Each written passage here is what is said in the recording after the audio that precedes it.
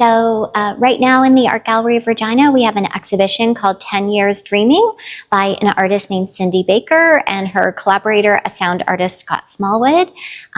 So right now it's quiet in here, but it will get louder. Sound is one of the important elements of this exhibition. So there's 9 speakers located around the gallery, and they contain voice recordings of voice actors reading the text of Cindy's dreams. She's been recording her dreams for the past 10 years, and those dreams are what form the basis of this exhibition. The AGR has some great things. We have a self-guided tour pamphlet that's written in plain English to be accessible to lots of people.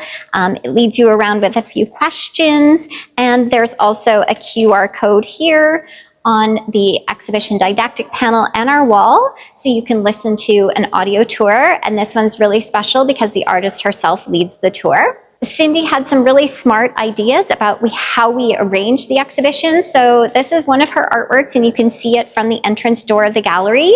So it's this sort of familiar yet puzzling object, which is both something like you might see in a dream where familiar things are made strange, but it's also very enticing to people. It really draws people in. And so you can see here, it's a motorcycle helmet, but it's printed with this pink floral pattern, and it's got these bunny rabbit ears on the top. So it both looks like something we recognize and also would probably be impractical for real use. I asked Cindy, she says it's not a DOT certified helmet, so you couldn't really wear it. You'll also see some text panels, and this is Cindy's transcription of her dreams. So there's 3 of these around that match up with some of the sculptures. And if you take the time to read the text, or if you use a QR code here to hear Cindy reading it to you, some other things will be revealed. So we can go around, and I actually like to see people's reaction when they round the corner. So even I was surprised. The ducky, I knew the ducky would be big, but I actually didn't think it would be quite this big. So I thought it would be about my height, maybe 5 feet tall, and it's I think 9 feet tall. So it's really big. So the rubber ducky, this was based on a dream where she went to Las Vegas with a group of friends, and they went around to all the hotels visiting amusement rides, and they went on the giant rubber ducky river ride, and not a real thing, by the way. And she ended up with a ducky that was far too small for her and was trying to scramble onto her friend's ducky, which is the one that we see here, that it is like a sofa that had enough room for 2 people. There's one more object that Cindy saw in her dream, and it's this carved wooden elk. And unlike much of Cindy's work that looks very slick and commercially produced, mass-produced even, this is clearly handmade and handcrafted. It can't stand up on its own, so the antlers curve around and it's like a wheel. So we actually have it secured with something called museum wax. But if you didn't have that there, it would just roll around.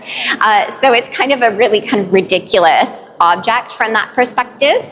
And there's one other artwork to look at, and the tricycle here, it's actually a part of a different body of work. So unlike everything else, which is part of 10 Years Dreaming, this is called Things I've Forgotten. You can see the flag on the back of the tricycle. It says Things I've Forgotten.